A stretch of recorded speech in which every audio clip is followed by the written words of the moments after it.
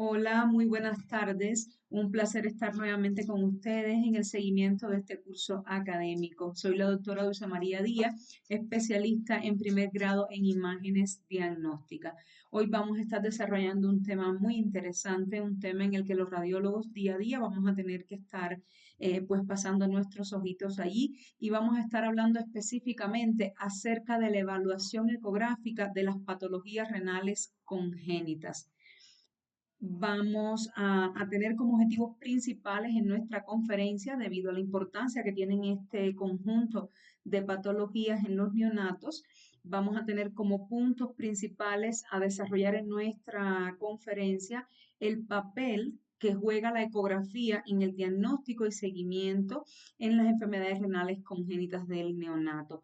Vamos a conocer también las técnicas que vamos a estar realizando a la hora de explorar ecográficamente a un neonato y las consideraciones que debemos de tener a la hora de realizarlo. También vamos a estar revisando las principales malformaciones congénitas y sus hallazgos ecográficos y los signos ecográficos de complicaciones principales que pueden estar asociadas a este tipo de patologías. Como hemos ya comenzado a hablar, vamos a estar viendo específicamente el diagnóstico mediante la ecografía. Quisiera que por un momento se imaginaran que en lugar de tener un paciente adulto o un niño acostado en la camilla, a la hora de explorar tengamos un neonato, inclusive a veces hasta una mamita con un bebé dentro de la panza. Qué difícil y qué diferente, ¿cierto? Esto siempre nos va a quizás a intimidar un poco, pero hoy quiero que aprendamos las reglas básicas, las formas básicas en las que debemos de explorar no solo a un neonato, sino también a una mamá embarazada con un bebé por encima del segundo trimestre de embarazo, inclusive hasta en el primer trimestre del embarazo, y que nosotros podamos más que refractar o más que brindar una imagen de alta calidad, podemos brindar la interpretación de un diagnóstico adecuado para que esto permita que el equipo multidisciplinario que va a tratar al bebé pues tome una conducta a tiempo y evitar así complicaciones mayores en la vida futura de este bebé. Entonces, espero que hoy sea una conferencia amena. Traté de dejarles los puntos claves, las cosas más importantes que considero como radióloga, que son yo diría que nuestro día a día y las cosas más básicas que sí tenemos que tener 100% seguras para nosotros poder emitir un diagnóstico en un neonato. En muchas ocasiones pensamos que solamente es ver al bebé, dar una imagen, dar una medición, dar una interpretación quizás o emitir una descripción de algo que estamos viendo. Y no, no es así. A veces es importante que sí, que veamos el órgano, que lo describamos, que lo midamos, que digamos qué es lo que estamos viendo, pero si logramos dar un posible diagnóstico a la hora de nosotros ver una imagen, pues esto va a ayudar y va a ser mucho más rápido para ese especialista en nefrología o para ese especialista en neonatología que está esperando porque nosotros lo ayudemos a definir la conducta con un bebé. Entonces vamos a comenzar con algo que considero que antes de llegar a lo patológico es importante que revisemos. A veces vemos a un niño o vemos a un paciente, sea la edad que sea, y vemos una imagen que nos ofrece dudas. Yo siempre he dicho que es importante que sepamos aprender a ver lo normal, que aprendamos a afianzar nuestro ojo a la imagen que es normal y una vez que nosotros veamos algo diferente a esto, aunque en el momento en que estamos evaluando no logremos a un diagnóstico 100% certero de lo que estamos viendo, nosotros por lo menos vamos a poder determinar de que algo no está bien y nos va a poder enfocar hacia dónde vamos a ir a dirigir nuestra búsqueda principal.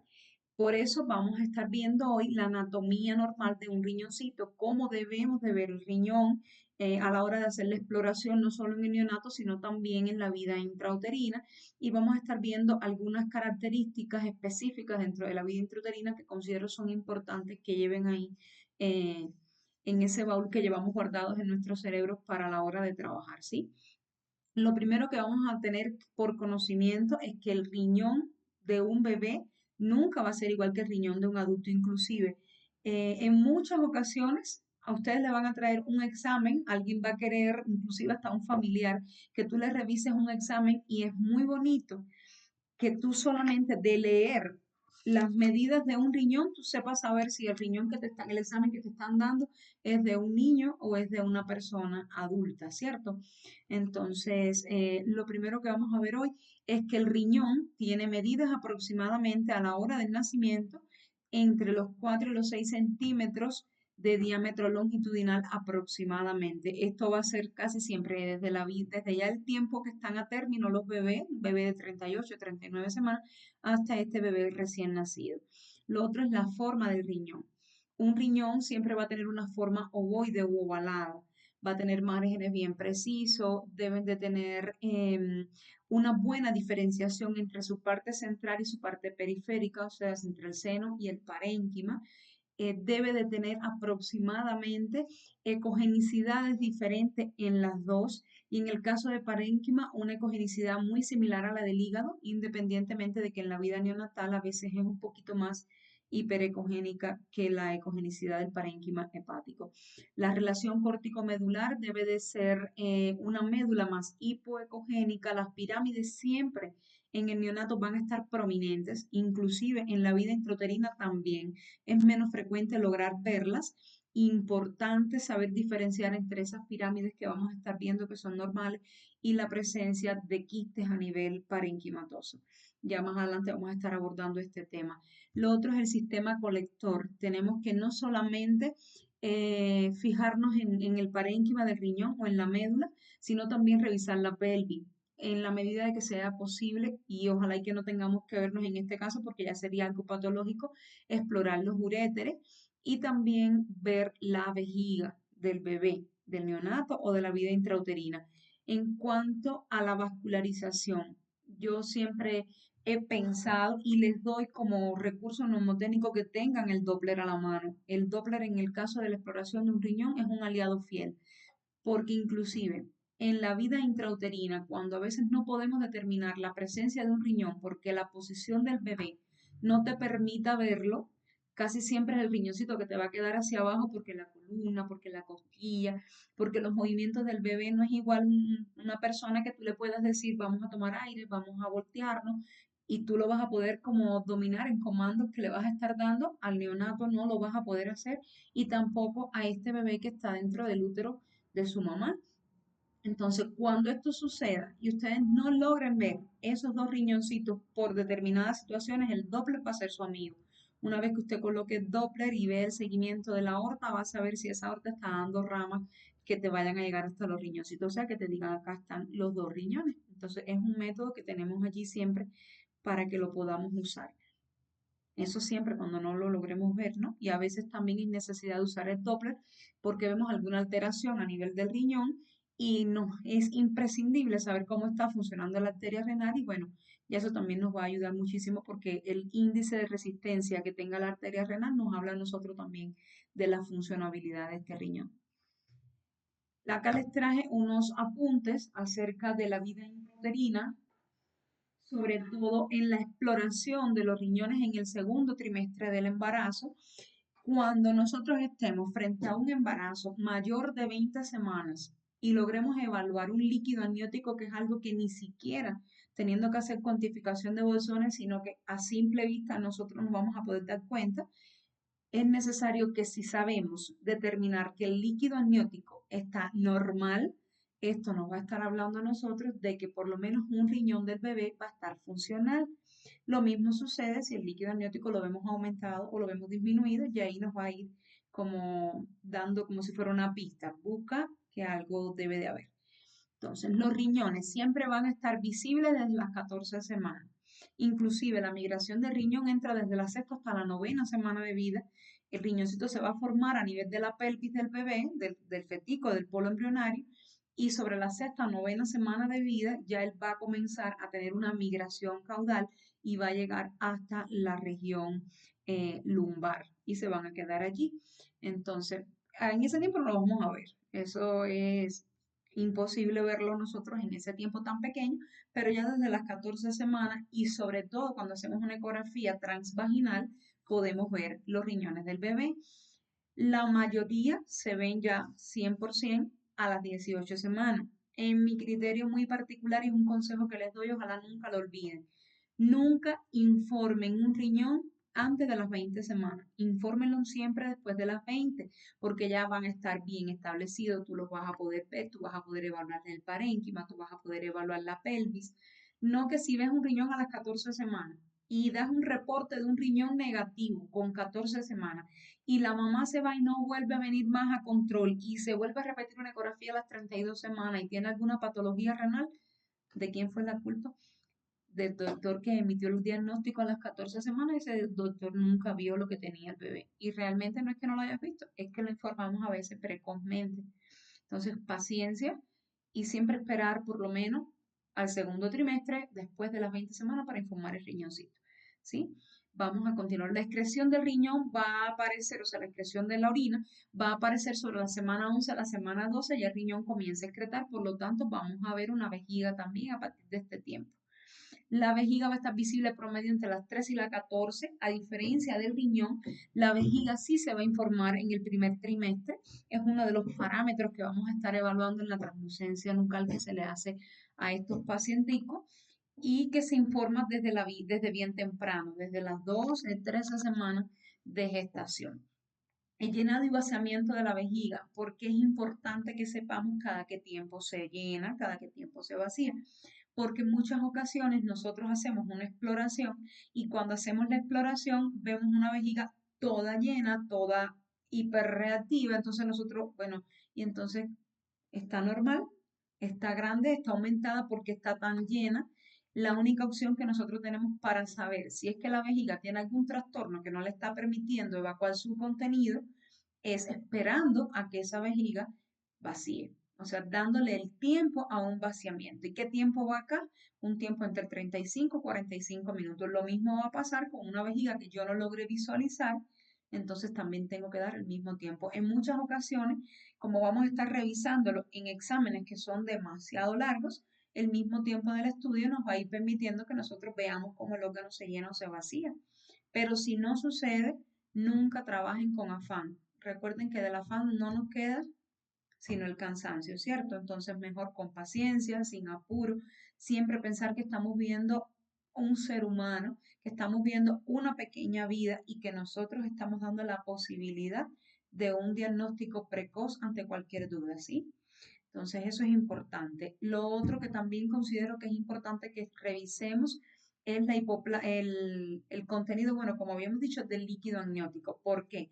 Porque cuando nosotros hacemos una exploración ecográfica en la vida intrauterina y estamos viendo la presencia de un oligoamnio, que cuando hablamos de un oligoamnio, cuando el líquido amniótico disminuye por debajo de 80 mililitros, entonces en este caso tenemos que revisar siempre no solo el riñón, no solo la vejiga, sino también ir a revisar otras cositas, porque esta situación nos puede traer a nosotros como complicaciones una hipoplasia a nivel del pulmón, un desarrollo poco del pulmón, que trae como consecuencia que esto pueda traer un espasmo y traer como consecuencia final la muerte del neonato. Entonces es importante que eso lo veamos, lo valoremos y lo revisemos, que siempre nos orientemos con el líquido amniótico como si fuera una pista que nos están dando, ¿sí? Y por último, como les había comentado también hace un ratito, es importante que revisen uréteres. Si veo una vejiga llena, me voy y busco los uréteres. Siempre que la vejiga esté súper llena, por retrógrado me va a llenar los uréteres y los uréteres también por vía retrógrada me va a dilatar el sistema excretor. Entonces siempre tener esa conexión.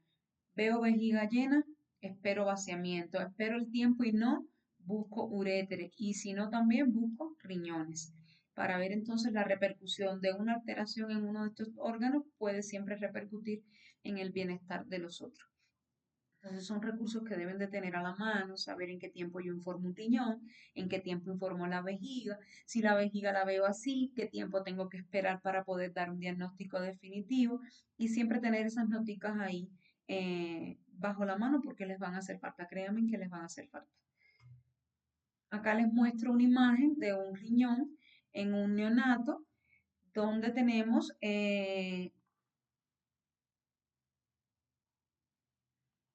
donde tenemos el borde, todo el parénquima del riñón con su borde completo, homogéneo, bien definido, si se dan cuenta, bien uniforme. Tenemos una buena diferenciación entre el parénquima y la médula, parénquima, corteza, médula. Vamos a ver, en este caso no se ven tan notorios las pirámides, pero que recuerden siempre pirámides prominentes normales en los neonatos, ¿sí? Y la diferenciación entre la corteza y la médula siempre va a tener esta forma. Siempre la corteza o parénquima van a estar un poquito más oscuro y la médula un poquito más ecogénica. Más oscuro estoy hablando de una ecogenicidad no hipoecogénica, pero una ecogenicidad un poquito más disminuida con respecto a la médula y muy similar a la del parénquima hepático.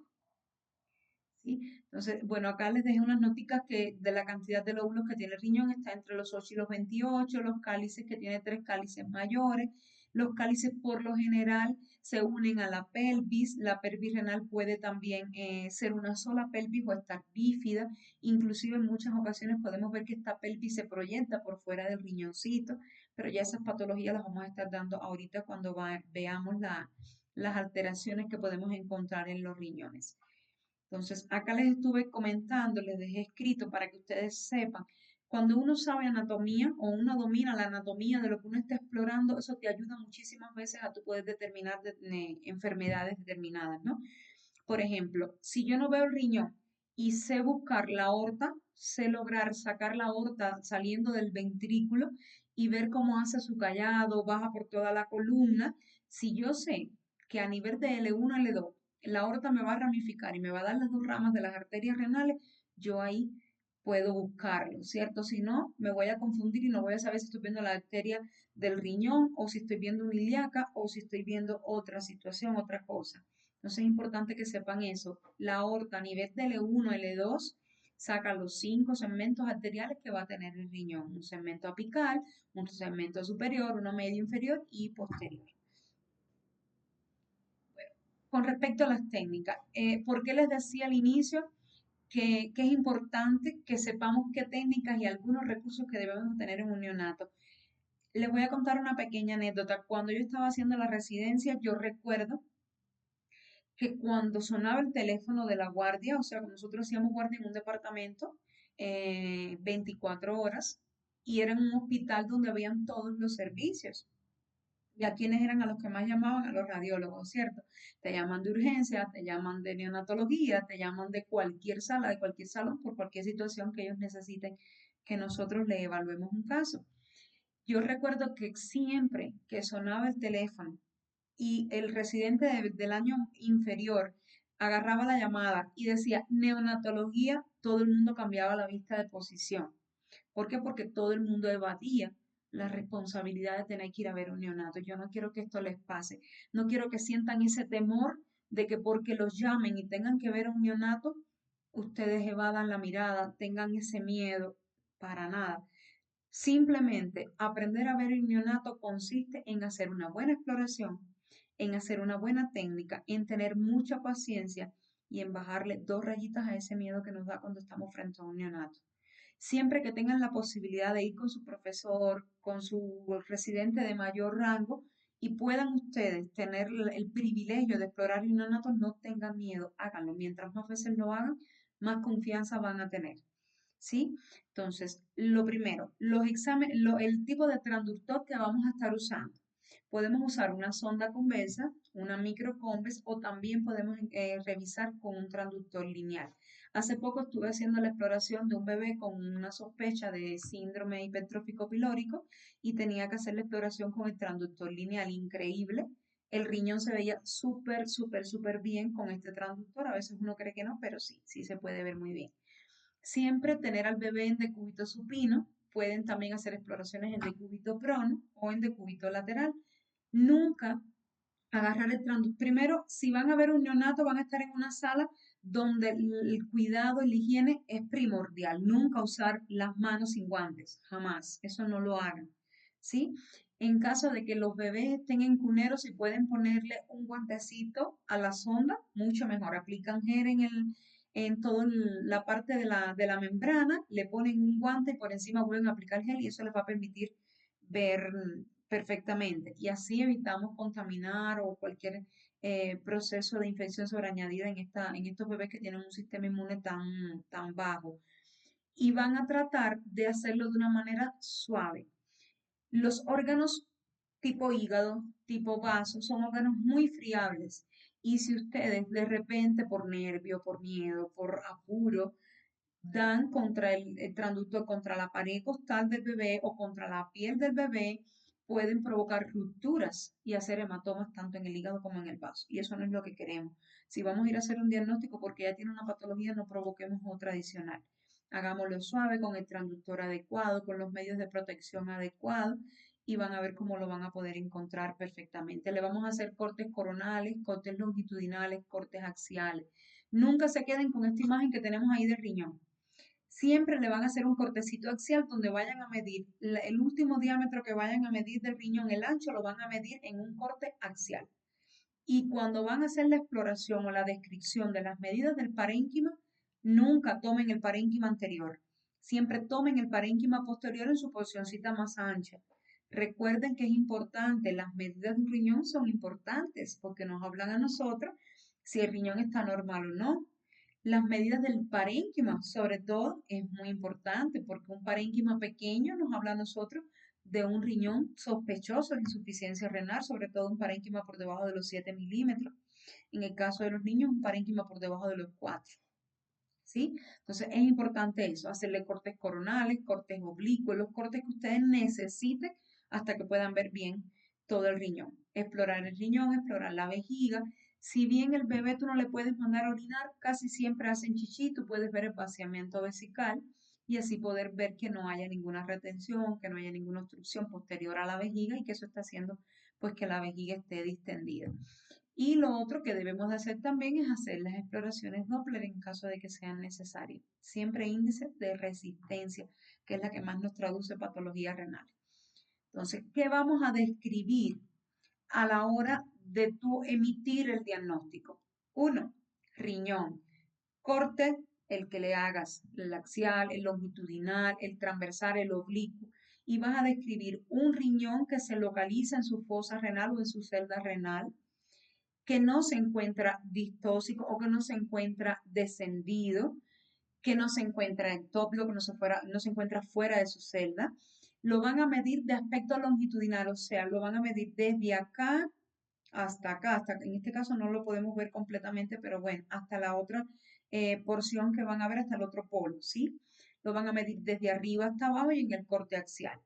Van a describir su parénquima, qué diámetro tiene, si tiene o no buena diferenciación seno-parénquima, si el parénquima tiene o no una ecogenicidad normal, si tiene pirámides prominentes o no, si tiene una lesión ocupativa de espacio o no, si la pelvis está no visible o está visible.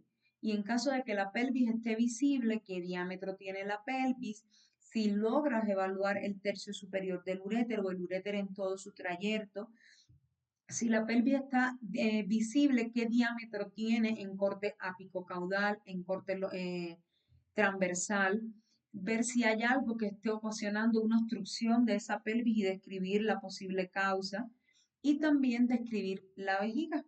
Y de la vejiga lo mismo, el volumen premiccional, el volumen postmiccional, cómo está el contenido del líquido dentro de la vejiga, cómo está la pared de la vejiga, si no hay imágenes ocupativas de espacio en el interior de la vejiga. Esas cosas son importantes, porque si no, hacen un informe con datos quizás incompletos o no quizás tan bonitos, ¿sí? Entonces, ya por allí tienen los puntos claves a la hora de hacer un estudio, una exploración y la descripción del riñoncito. Vamos a comenzar entonces ahora sí, entrando en materia acerca de las patologías y vamos a empezar con la clasificación de las enfermedades congénitas renales en el neonato. Cuando estamos hablando de enfermedades congénitas en el neonato, sobre todo de un riñón, tenemos que tener especificidades para que no se nos desoriente, para que no se nos vuelva todo eso mucho contenido. A veces sentimos que es demasiado contenido, que no nos lo vamos a poder aprender o que no lo vamos a poder entender todo.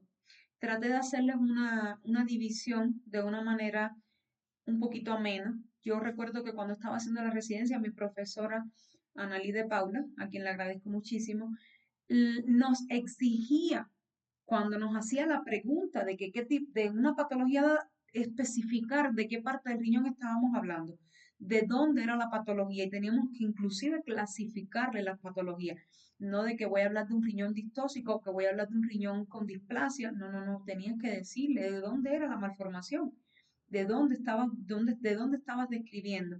Y hoy me doy cuenta que sí, que fue lo mejor que pudo hacer porque así una vez que uno orienta la clasificación de las patologías es mucho más cómodo para aprendérnosla. Vamos a empezar con las malformaciones del parénquima renal. El parénquima renal va a tener malformaciones con respecto a la forma, con respecto al tamaño, con respecto al número, a la posición y a la fusión. Ya las vamos a desarrollar cada una. Vamos a venir acá. Entonces les hice un cuadrito. Es el cuadrito tal cual de mi especialidad porque nosotros estudiamos. Aquí tenemos las malformaciones del parénquima según su forma, según su tamaño, según su número, según la posición y la fusión. Con respecto a la forma, vamos a tener riñones que son normales, muy bonitos, y otros riñones que tienen lobulaciones, que a veces nosotros decimos que hay, ¿qué pasa? Son imágenes nodulares, es alguna patología, y no. Este es el riñón con un parénquima normal, con un borde normal, y este es el parénquima que tiene lobulaciones fetales, así se llama. Uno piensa que es una nube, esa nube que pintamos allá en la primaria, pero para nada, es un riñón con lobulación fetal. Quizás la primera vez que lo veas te asuste, quizás la primera vez que lo veas tú digas, ¿qué es? ¿Qué es esto? Pero no, ya saben, siempre que vean un riñón con este tipo de, de morfología, estamos hablando de un riñón con una malformación con respecto a su forma y es normal. Es un riñón con lobulaciones fetales que se pueden conservar hasta incluso en la vida adulta. ¿Sí? Entonces, vamos a continuar acá. Tenemos riñones poliquísticos infantiles, riñones poliquísticos del adulto, hipertrofia de las columnas de Bertini, tenemos los parénquimas renales protuberantes y también la displasia renal, que cada una las iremos abordando. Tenemos diferencias o malformaciones con respecto al tamaño. Hay riñones que están hipoplásicos y hay riñones que están hiperplásicos. Cuando hablamos de un riñón hipoplásico, cuando hablamos de un riñón hiperplásico. Los riñones hiperplásicos siempre te van a llamar la atención porque es un riñón grandote que tú vas a ver y que por lo general van a ser secundarios a que están cumpliendo una función compensadora con respecto al otro riñón, ya sea porque el riñón esté ausente en su totalidad o porque el otro riñón sea un riñón con hipoplasia, o sea, con un tamaño pequeño. Acá tenemos un riñón pequeño, tenemos un riñón grande en aspecto compensador, entonces tenemos un riñón hipoplásico y uno hiperplásico porque está haciendo función compensadora. Si mi compañero no está trabajando adecuadamente, mi compañero es más pequeño o simplemente no está, a mí me va a atacar pues reforzar mis capacidades, ser un poquito más grande porque tengo que trabajar por los dos. Entonces ya vemos ahí la diferencia de hipoplasia e hiperplasia y casi siempre a lo que está asociado. Ahora, con respecto al número, podemos tener agenesia del riñón, que puede ser unilateral y es compatible con la vida, o bilateral, que en este caso sí ya es incompatible con la vida, porque sin riñones no podemos vivir, ¿cierto que no? Entonces, por ahí ya sabemos la agenesia. Vemos acá una imagen, miren acá, esta cosita que está encima del riñón, que parece como si fuera un gorro frígido, el gorrito, es la suprarrenal. Acá vemos una suprarrenal con su riñoncito y la otra suprarrenal que no tiene su compañero. Entonces acá hay una agenesia del riñón y el otro riñoncito va a tener un aspecto compensador. También se dice a la agenesia renal, aplasia renal. ¿Cómo podemos determinar realmente que es que tenemos una ausencia total de riñón o que no es un riñón chiquito que ya casi no lo vemos o que no es un riñón que está fuera de su posición? Por el Doppler. Recuerden que al inicio se los dije, el Doppler va a ser su amigo.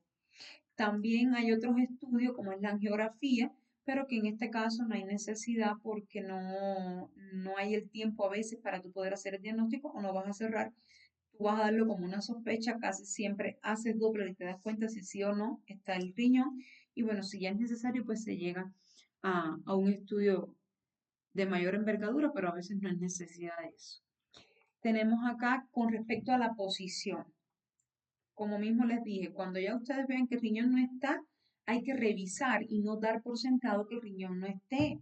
Los riñones, con respecto a su posición, pueden tener localizaciones ectópicas, o sea, fuera de su celda renal. Inclusive esas ectopias pueden ser en el mismo sitio donde está el desarrollo del riñón, o sea, unilateral, o puede ser una ectopia cruzada, que en lugar de estar en esa fosa renal, en ese hemicuerpo, el riñón cruza y está acompañando a su compañero. Ahora, en cuanto a las ectopias renales que están localizadas en el mismo lugar donde está el riñón, o sea, en el mismo hemicuerpo, por lo general, la forma de presentación más típica es el riñón que se presenta en la región pélvica, un riñón que está dentro de la cavidad abdominal, en la pelvis, sobre todo. También podemos tener riñones que, en dependencia de la forma del diafragma, por eventración, por hernias, el riñón puede ascender y tener una localización ectópica en la cavidad torácica. Es menos frecuente, pero también puede suceder.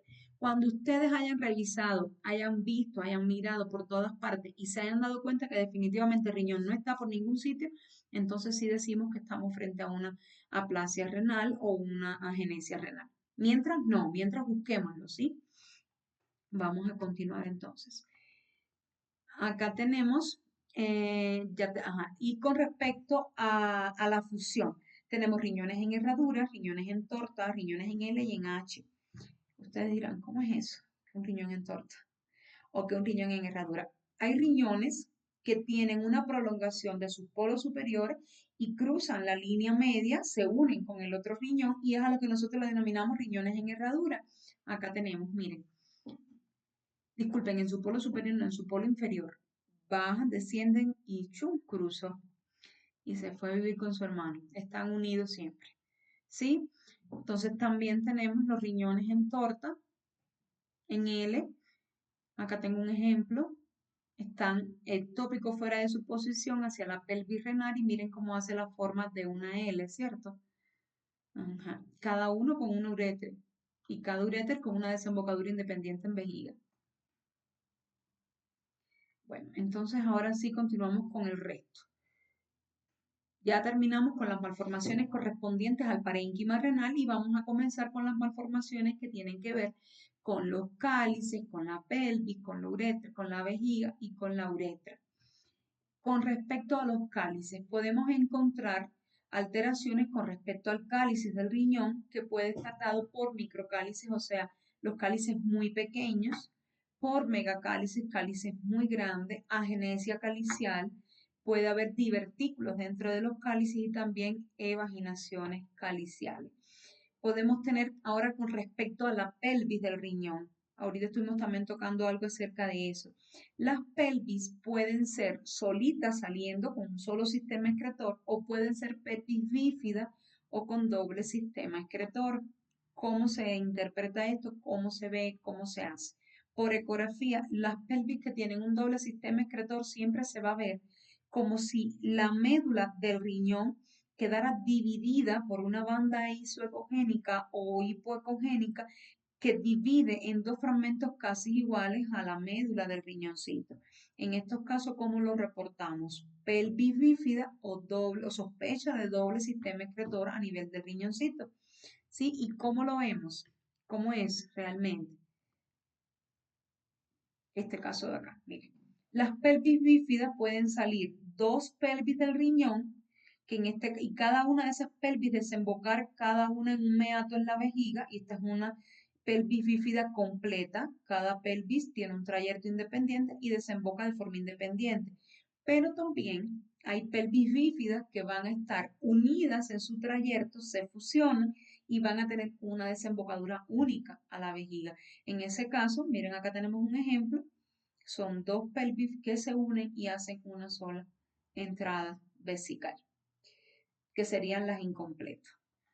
Entonces, lo otro que podemos tener con respecto a la situación es que pueden estar intrarrenales o extrarrenales, o sea, la pelvis que está dentro del riñoncito, que es esa normal que nosotros siempre vemos, o la pelvis que está extrarrenal.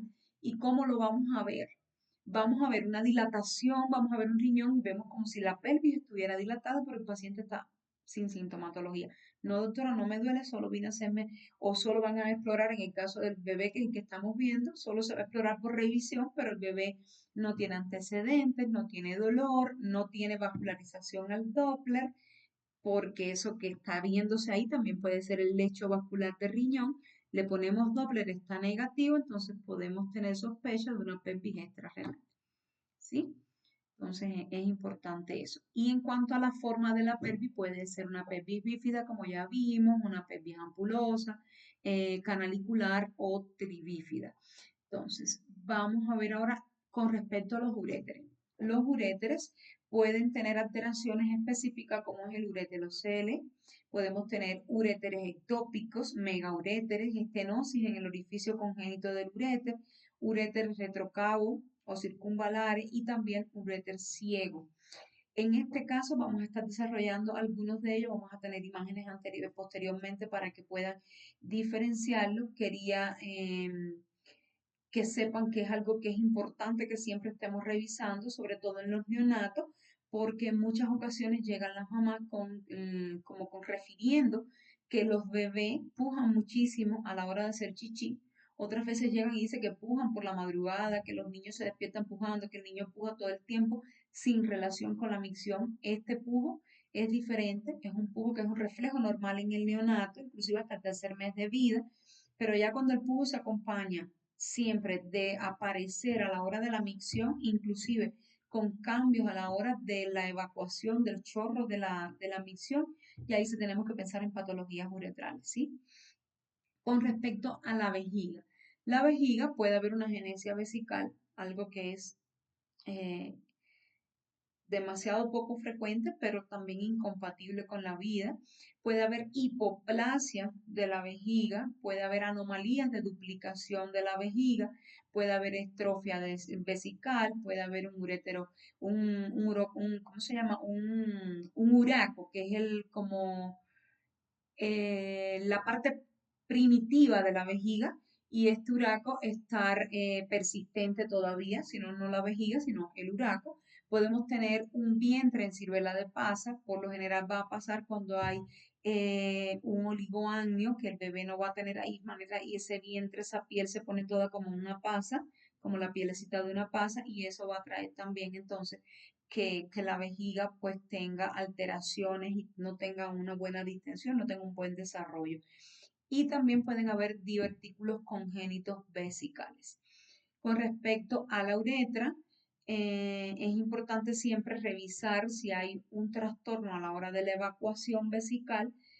¿Por qué? Porque es muy frecuente, sobre todo en los varones, que haya una válvula de la uretra posterior que imposibilita que la uretra tenga una dilatación lo suficiente como para que pueda hacer una evacuación completa de la vejiga y esto va a traer como consecuencia pujo, infecciones urinarias, dolor, irritabilidad en el neonato y en el caso, sobre todo en el varón, bueno, de hecho es del varón, y con la niña puede haber una estrechez congénita del uretra que también impide que la vejiga evacúe adecuadamente y también va a venir con las mismas sintomatologías, sobre todo si son estas nenas que las mamitas las bañan en bañeras o que usan jabón o que usan muchos productos y que pueden irritar la uretra y entonces pues inocular gérmenes a través de ellas y que se acentúe más la sintomatología. Acá tenemos una imagen, miren esta imagen no la había mostrado ahorita, este es un riñoncito ectópico que cruzó hacia el otro lado, está junto a su otro riñón, hacia el otro riñoncito, ambos con las pelvis, cada uno independiente, este a pesar de que está ectópico, la pelvis cruza, el uréter cruza y entra por el otro lado de la vejiga, en este caso tenemos un riñoncito normal, un riñoncito mal rotado, es ese riñón que vamos a estar mirando y que no tiene su forma normal, pero tampoco está lobulado, sino que está como volteadito. Acá tienen una imagen de un uréter, que es el uréter retrocavo, que es el uréter que pasa por detrás de la cava, la abraza y vuelve hacia el otro lado para desembocar en su meato en el mismo lugar donde sale su riñón. En esta imagen tienen una imagen de un ureterocele y acá tienen un prolaxo uretral. Con respecto a esta imagen del ureterocele, es importante que lo aprendan a ver porque en muchas ocasiones vemos una vejiga en total distensión y cuando estamos haciendo la exploración de la vejiga vemos una imagen en forma de globo que se mete dentro de la pared de la vejiga, se mete en el interior de la vejiga y se vuelve a retraer. Eso nos asusta. La primera vez que yo vi eso, recuerdo que salí corriendo hasta donde estaba mi profesora porque yo había visto, eureka, había visto algo sorprendente, algo que nunca nadie había visto y resulta que era un ureterocele. Qué pena pasé, pero bueno, de eso aprendí. Entonces, para que no les pase lo mismo, no tengan que ir a buscar a la profesora para que les revise el caso y ya ustedes sepan que es un ureterocele. Siempre se va a ver como, así, tal cual como ven esa imagen, se va a ver como si fuera una imagen pseudoquística dentro de la vejiga que inclusive se recoge, entra y sale como de la vejiga. Creo que por acá adelante tengo una imagen de ureterocele, ya yo ahora se los voy a mostrar, posteriormente lo vamos a estar viendo. Vamos a comenzar con una de las patologías más importantes y más visibles en el neonato. A veces el neonatólogo te llama porque quiere revisar, quiere confirmar un diagnóstico o porque en la historia clínica del nené viene escrito que viene con un hidronefrosis grado 3 o un hidronefrosis grado 2 y que el neonatólogo quiere revisar. Cuando estoy frente a una hidronefrosis, ¿qué tengo que describir y cuando yo sé qué tipo de hidronefrosis estoy viendo? ¿Sí? Entonces, vamos a ver, la definición como tal de hidronefrosis es una dilatación que es anormal de la pelvis y también de los cálices renales por obstrucción o por reflujo vésico-ureteral. O sea, pueden haber miles de causas de hidronefrosis. Estas son las principales en el neonato. Y es importante que nosotros podamos determinar que realmente la dilatación que tiene la pelvis es normal o es anormal. Cuando hablamos de una dilatación normal y cuando hablamos de una dilatación anormal. Cuando la pelvis tiene un diámetro por debajo entre 1 y 3, 4 milímetros, inclusive hasta 7 milímetros, una dilatación normal, fisiológica, por la vejiga llena, por el retardo del vaciamiento y demás. Ya cuando la vejiga comienza, el uréter comienza a tener una eyección retrógrada hacia la pelvis del riñón y que el riñón se expanda con una pelvis por encima de los 7 milímetros, sobre todo en el neonato, estamos hablando de una pielectasia. Ya se acompañe de solo pielectasia o una pielectasia con dilatación de los cálices, inclusive ya mucho más de los cálices mayores, ¿sí? Entonces, cuando ya hablamos de una dilatación que los cálices están extremadamente dilatados, ya no estamos hablando de una simple hidronefrosis sencillita ni una pielectasia, estamos hablando de un caso ya más complicado. Acá les dejé una tablita, es la que yo siempre uso para guiarme. Tenemos varios tipos, varias clasificaciones de hidronefrosis. En este caso, cuando hablamos de una hidronefrosis grado 1, cuando la pelvis es menor a 10, que es fisiológica, sobre todo menor a 7. Ya cuando tenemos una pelvis entre 10 y 15, estamos hablando de una hidronefrosis grado 2. Los cálices pueden estar normales. Cuando ya la pelvis sobrepasa los 15 milímetros, pero hay ligera dilatación del sistema calicial, estamos hablando de una hidronefrosis grado 3. Cuando la pelvis continúa por encima de 15 y hay una dilatación moderada de los cálices, estamos hablando de una grado 4 y ya una grado 5 es cuando la dilatación es severa. La pelvis sigue por encima de 15, puede llegar a 30, de 15 en lo adelante, pero va a perder el riñón su morfología. Ya tú no vas a poder diferenciar hasta aquí está la pelvis o hasta allá está el parénquima, o esto es pelvis, esto es parénquima. Ahí no hay definición de ningún tipo. Ese riñón se vuelve todo una bolsa de agua que tú no puedes determinar hasta dónde, quién es quién, ¿sí? ¿Por qué es importante? ¿Por qué es importante esto? Porque el tratamiento oportuno puede causar, o sea, un tratamiento no oportuno puede causar un daño a nivel renal, sobre todo de las arterias renales, y llegar a ser una patología en el riñón que tenga que terminar en una nefrectomía, entonces no, o una nefrotomía, entonces no es lo que nosotros necesitamos, no es lo que queremos que suceda, por eso es importante que aprendamos a diferenciarlo, que aprendamos a verlo y a salvarle la vida a este bebé. Ahora, el diagnóstico de hidronefrosis, ya yo les he estado explicando más o menos, ahí les dejé todas las medidas, las pelvis menores de 7 milímetros son normales, las mayores de 7 ya son patológicas, entre las 16 y las 20 semanas en la vida intrauterina, sobre todo. el diámetro anteroposterior de la pelvis mayor igual a 10 milímetros después de las 20 semanas, ya está hablando de que hay un daño bien marcado ya. Y bueno, cuando a pesar de esto empezamos a ver cambios a nivel de la ecogenicidad del parénquima, o comenzamos a ver una dilatación de los cálices mucho mayor, pues ya estamos hablando de patologías un poco más complicadas en caso de la vida prenatal. Es importante que nosotros no solo revisemos los riñones en el detalle anatómico cuando nos toque evaluar mamás, sino también que revisemos estos riñones en el último trimestre del embarazo, porque a veces aparecen patologías en el último trimestre, sobre todo de este tipo, y no las vemos porque no se le hace exploración a las mamás. Se les hace una exploración a las 31 semanas y de ahí en adelante ya no volvemos a ver a la mamá, eso está mal. Entonces, no quiero que esto suceda. Si son pacientes que ustedes siguen porque tengan consultas independientes, particulares o por la causa que sea, por favor, siempre vuelvan a valorarles, siempre vuelvan a revisar esas cositas, no nos confiemos. Ujú. Entonces, acá tienen otra clasificación, se las voy a dejar para que ustedes la revisen y la tengan también como recurso mnemotécnico, que es la definición que da la Sociedad de Urología Fetal y ahí tienen los diferentes tipos de grados. Es muy similar, entonces ustedes toman la que más es fácil les sea de aprender. En esta imagen que les estoy poniendo en pantalla, tenemos la forma en que vamos a medir esto, es una vida intrauterina, acá ya esta es una vida neonatal. Entonces, en este caso, vamos a ver cómo tenemos columna en el centro, riñones a ambos lados. Cuando vean ese corte, que es el corte hacia, recuerden unos lentes. Ojito de riñón y el puente entre los lentes es la columna. Eso te va a dar orientación a ti de ambos riñones. Cuando las pelvis están dilatadas, siempre lo vas a ver mucho mejor. En este caso tenemos columna, riñón, riñón, y tenemos pelvis que no están tan dilatadas. En esta otra tenemos otro cortecito, ya es un dorso posterior, en vez de para adelante como tenemos en este, que es el dorso anterior, o sea, tiene columna hacia adelante. En este caso tenemos columna hacia atrás.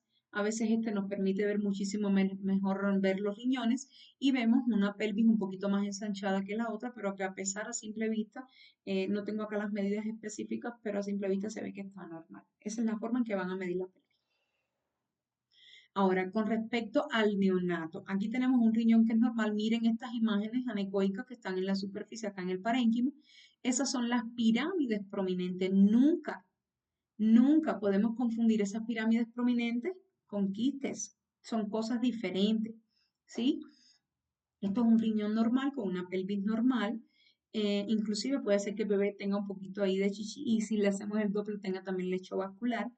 Acá tenemos una dilatación calicial central, donde tenemos una pelvis dilatada, los cálices centrales están también ensanchaditos y ya en este caso tenemos pues una dilatación central y también periférica. Si se dan cuenta acá podemos ya comenzamos a perder la morfología normal de este riñoncito, ya aquí a veces nos es casi imposible determinar el parénquima está completamente abombado y lleno por este líquido que está retenido dentro de los cálices. Acá tenemos otros casitos, tenemos una hidronefrosis grado 0, donde solo vemos las pirámides prominentes, no hay dilatación. Acá tenemos un grado 1, tenemos una pelvis un poquito dilatada, pero los cálices están normales, inclusive la pelvis está por debajo de 10. Ya en este caso la pelvis renal está más dilatadita, los cálices están dilatados, pero no es una gran dilatación ni hay pérdida en la morfología del riñón. Y en este caso hay una dilatación de la pelvis, los cálices mayores también. Y si se dan cuenta, ya el parénquima prácticamente está perdido por la concentración de líquido que hay en todo el riñoncito. Esta es una pelvis renal que definitivamente es un grado 5 porque la dilatación que tiene, la concentración de líquido que tiene en su interior, borra en su totalidad la anatomía renal.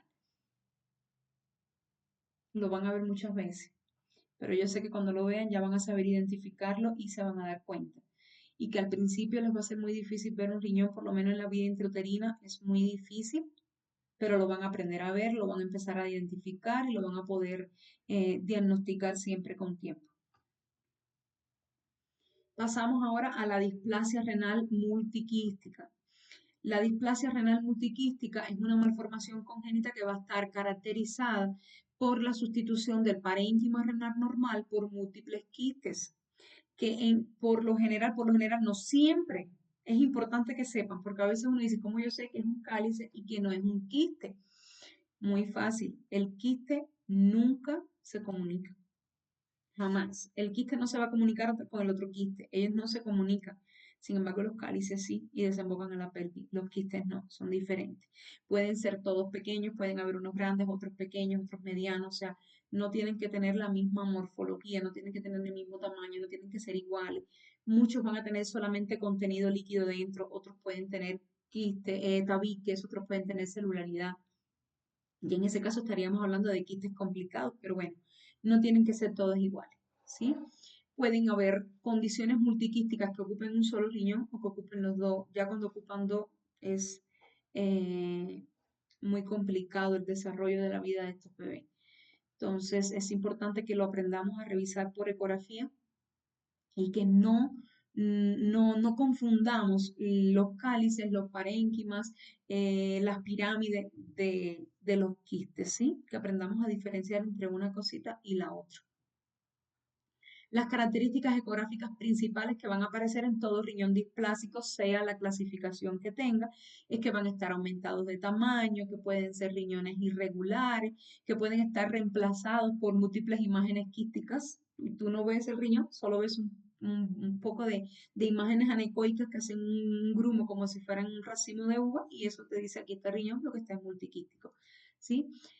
Podemos tener también como característica típica en los riñones displásicos que hay ausencia de parénquima de riñón, sobre todo un parénquima normal funcional, que puede ser que no haya visualización de la pelvis renal central, ni siquiera en la unión ureteropélvica, que los riñones contralaterales pueden presentar compensación, o sea, si este riñón está muy multiquístico, el otro riñón, como este no va a tener una función adecuada, el otro riñón lo puedo tener hiperplásico, porque está haciendo la función de este riñón que tengo dañado, ¿sí? Suelen ser unilaterales, como le había dicho, y no funcionales en muchas ocasiones. Ya cuando es bilateral, la condición es incompatible con la vida en su mayoría y requiere seguimiento para descartar hipertensión renovascular a largo plazo. Entonces, acá tengo una clasificación que es la clasificación de Potter. Los Potter, eso da mucho trabajo a veces aprendérsela, pero en la vida neonatal la más identificada, o sea, la más frecuente es la tipo 1, que es el Potter donde está el riñón esponjoso, autosómica recesiva y que puede aparecer tanto en la vida perinatal, en la neonatal, en la infantil y en la juvenil. Y tenemos el tipo 2, que son estos riñones también multiquísticos que van a estar dados por displasia quística y que pueden haber dos tipos. Está el riñón que va a estar aumentado, o sea, la displasia, el riñón multiquístico con aumento de la ecogenicidad, pero con un riñón aumentado de tamaño.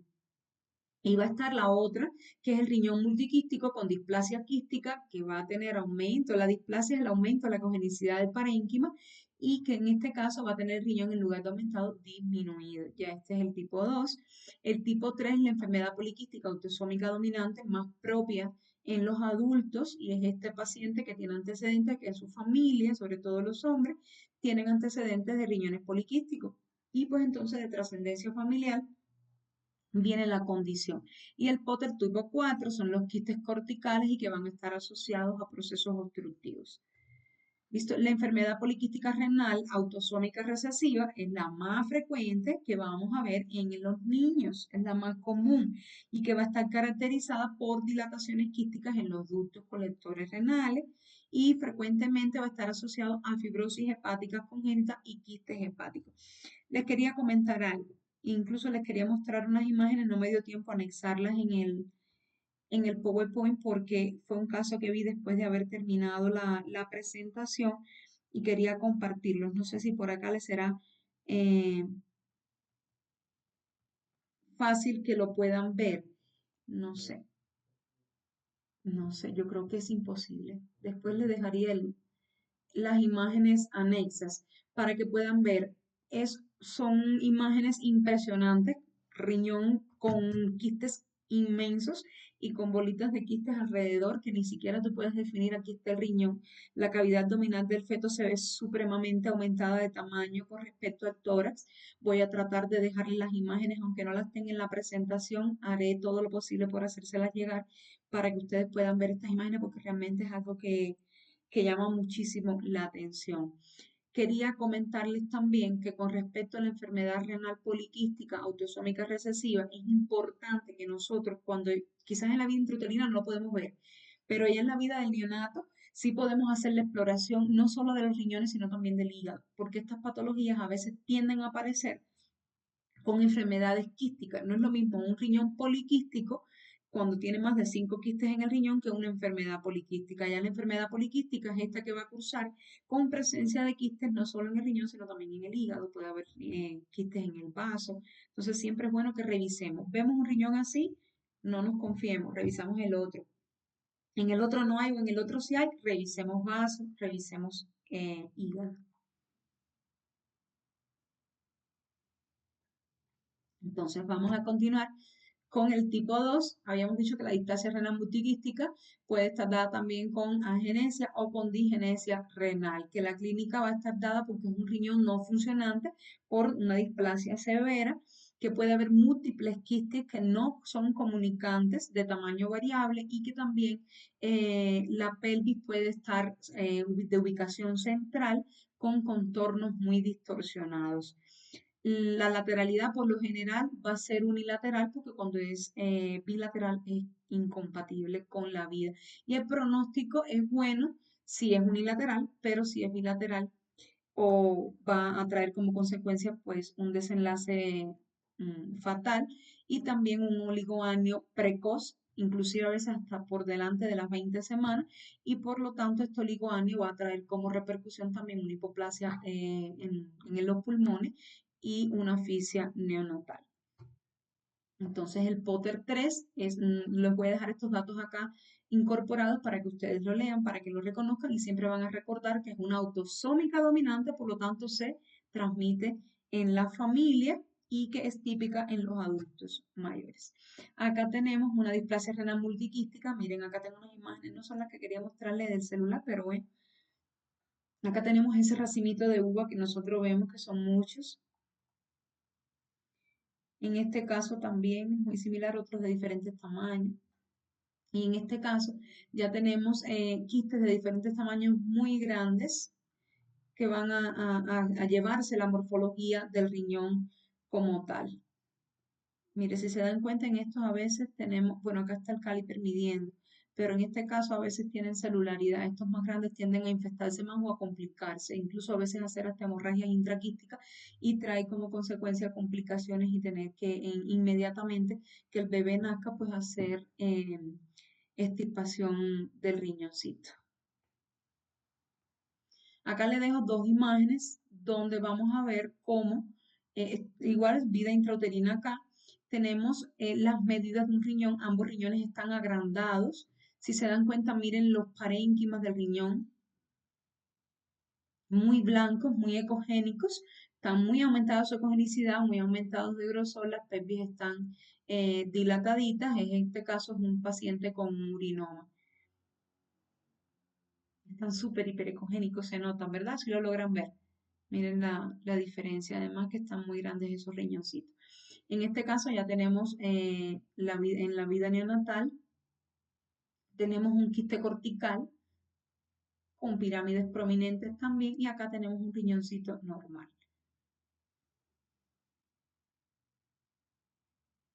Acá tenemos también otro caso de una enfermedad poliquística autosómica recesiva. Recuerden que el Potter tipo 1 es la más frecuente en la vida del niño, es la más frecuente en la niñez y que va a estar caracterizada por un riñón aumentado de tamaño, con aumento de la conicidad de su parénquima y con presencia de múltiples imágenes quísticas que pueden ser de diferentes tamaños y que se pueden asociar a patologías renales, y, o sea, a quistes no solo en el riñón, sino también a quistes en el hígado o en el vaso, ¿sí?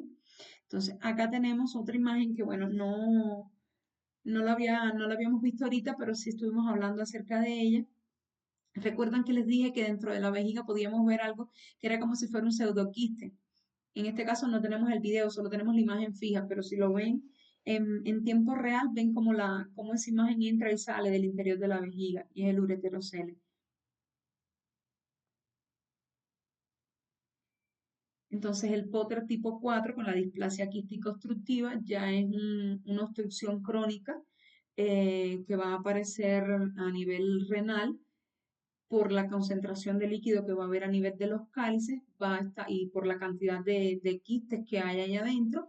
Los quistes van a ser sobre todo corticales, con dilataciones pielocaliciales, que en este caso no van a converger, por lo tanto no podemos diferenciar, no vamos a poder ver que es una hidronefrosis, sino que tú vas a poder determinar entre la pared de un quiste y la pared del otro, y ya eso te va a llevar a diagnóstico de quistes como tal y no de hidronefrosis, aunque veas el riñón muy dilatado. Puede estar coexistente con quistes hepáticos también, que en este caso, bueno, ya sería la fibrosis hepática congénita que anteriormente hemos tocado. El pronóstico puede ser variable según si la lesión aparece en un solo riñoncito o si la lesión puede aparecer en los dos riñones, que ya el pronóstico es muy desfavorable. Con respecto a la megavejiga, en este caso se nos volvió a ir el ureterocele acá. Acá tenemos la vejiguita, ya la vamos a ver.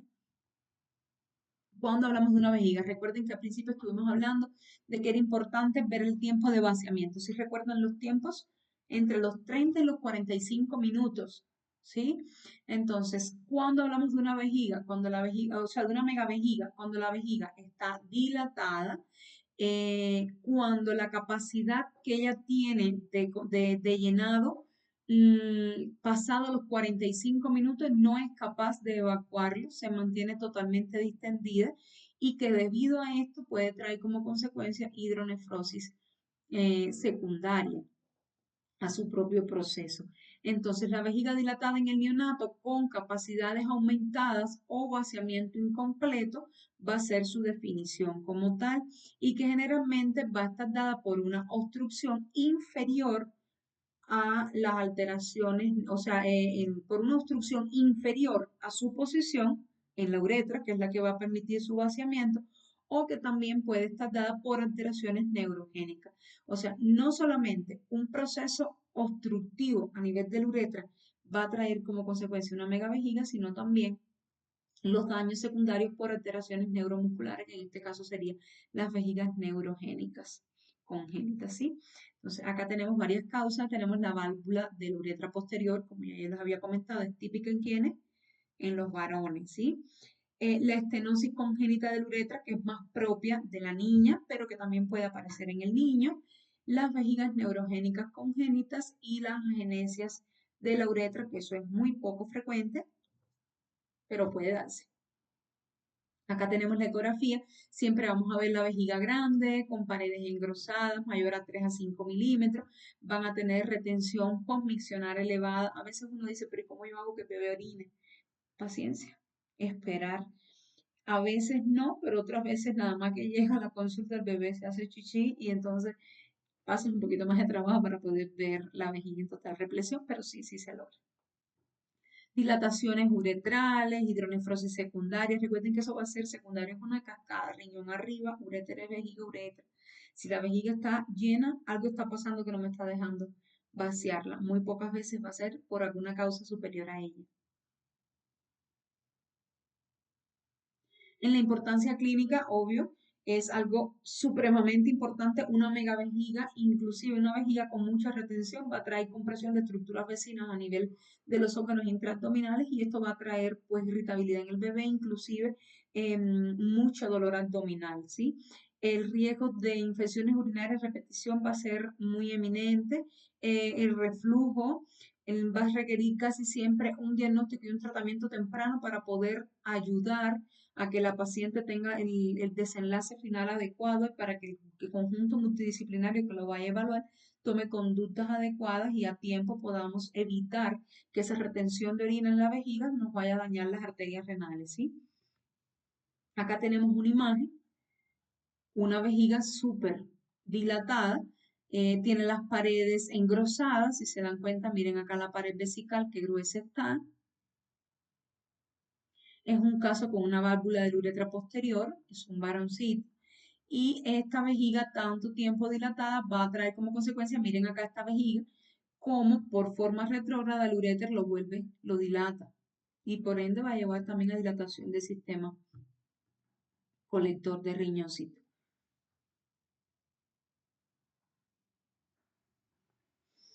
Vamos entonces, ya hemos visto cosas que son muy importantes, son las que con mayor frecuencia vamos a estar revisando, pero no se nos puede quedar sin revisar, ya llegando al final de la conferencia, los tumores renales congénitos en el neonato.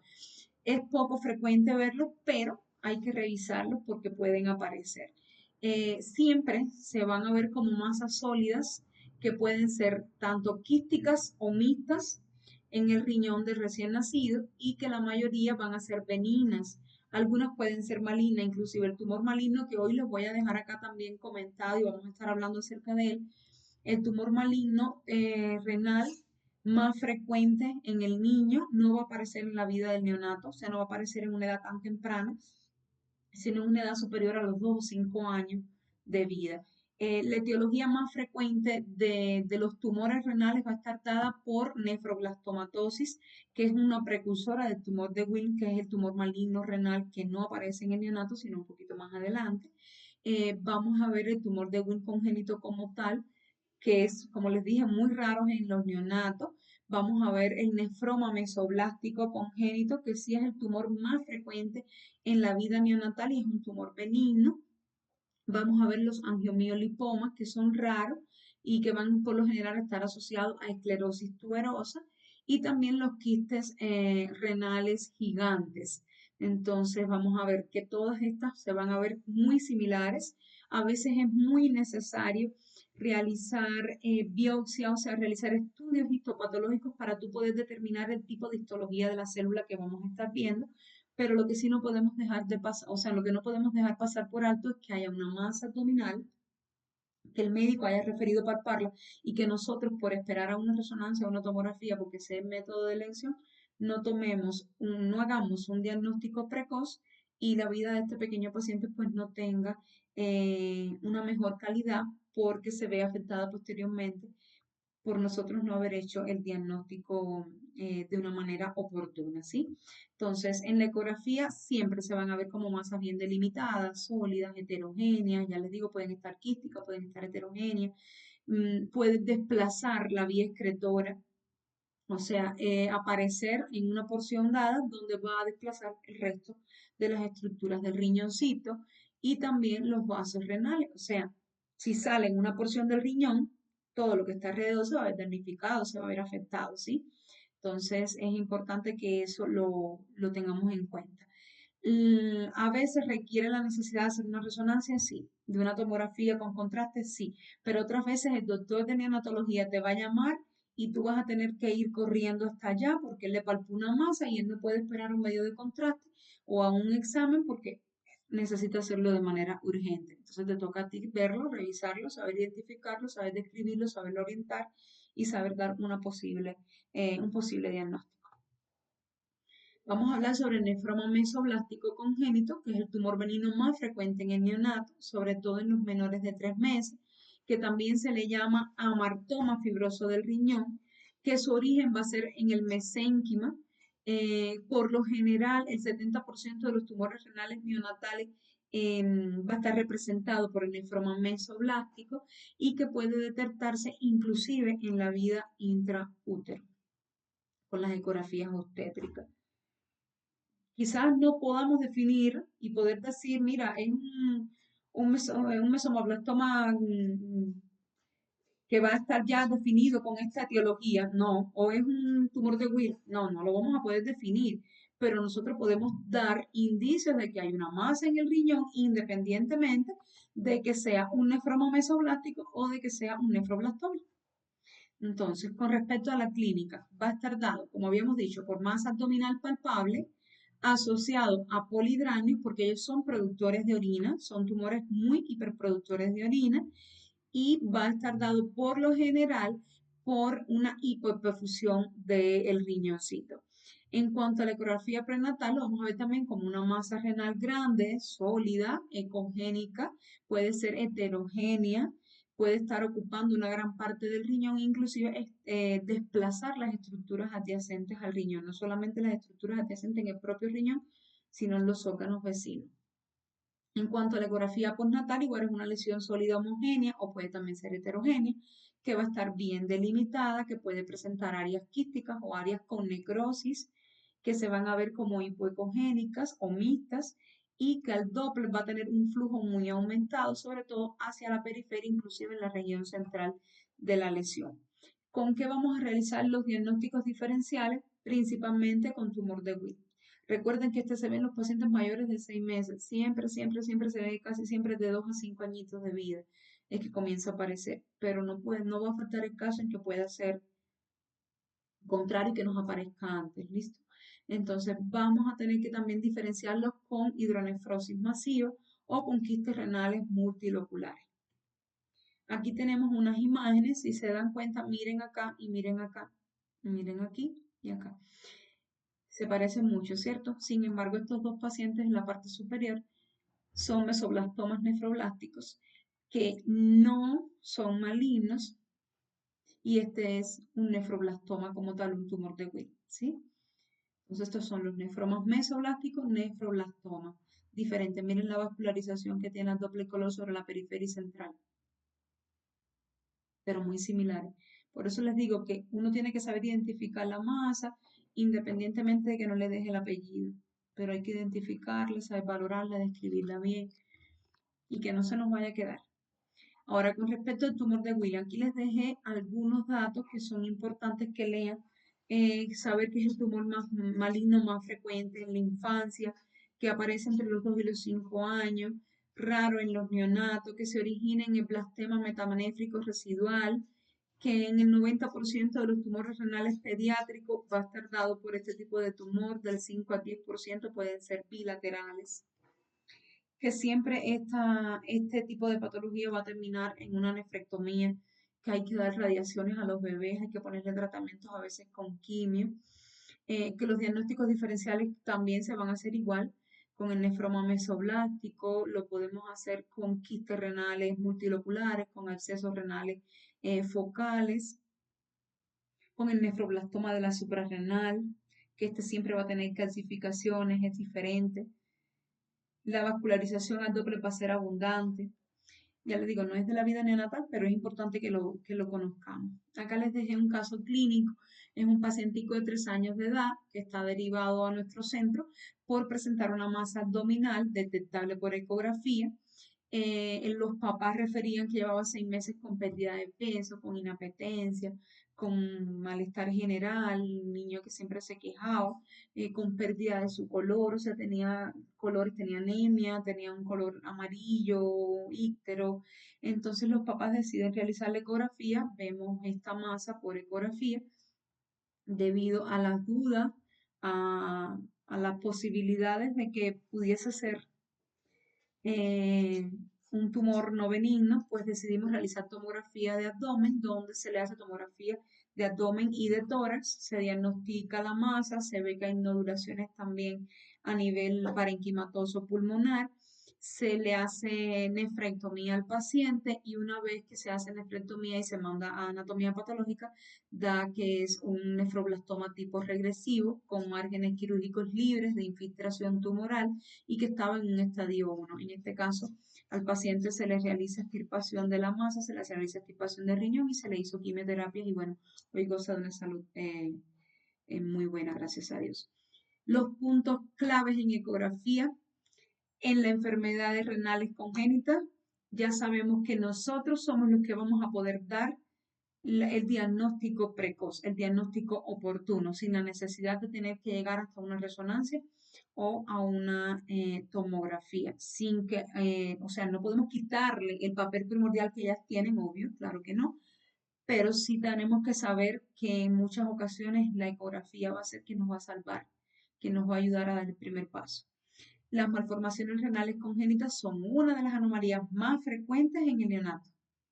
Dentro de las malformaciones renales congénitas, ¿cuál cumple un papel importante? La hidronefrosis, ¿sí?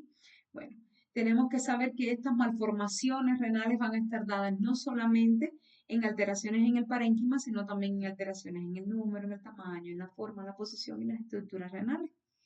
Vamos a ver, la ecografía es la herramienta de elección no invasiva y fundamental para poder llegar al diagnóstico y al seguimiento de las patologías renales desde la vida intrauterina. La hidronefrosis, bueno, que es la patología más común, ya lo habíamos comentado. La evaluación ecográfica del sistema debe de incluir no solo a los riñones, sino también a los uréteres, a la vejiga y a la uretra. Y vamos a ver que la detención temprana y el seguimiento adecuado van a prevenir complicaciones graves, incluidas las insuficiencias renales crónicas, inclusive las patologías, no solo de insuficiencia renal, sino un mal manejo de cualquiera de estos diagnósticos pueden traer también como complicación la muerte del paciente. Y nunca vamos nosotros a trabajar solos con este tipo de patologías, sino que lo vamos a realizar en un equipo multidisciplinario donde van a estar nefrólogos, urólogos, pediatras y los radiólogos. Entonces, hemos terminado la conferencia. Espero que les quede guardada esa sinapsis de qué patologías son las que son las más importantes, cuáles no se me pueden pasar por alto, que siempre tengo que tener en cuenta a la hora de realizar un reporte de ecografía renal. Nunca tener temor porque voy a ver un neonato. Pensar en que voy a ser esa persona que tiene el privilegio de salvar la vida de ese pequeño paciente y recordarles. Acá les dejo 3 frases que quiero que se queden con ellas. Cada imagen es una pista, cada diagnóstico es una esperanza. Un diagnóstico preciso en la infancia es una oportunidad para toda la vida. La ecografía es la llave para descubrir lo invisible y así cambiar el destino de este pequeño paciente. Espero haya sido de su agrado, que les sirva y que el día que se encuentren con un caso de esto, pues me recuerden.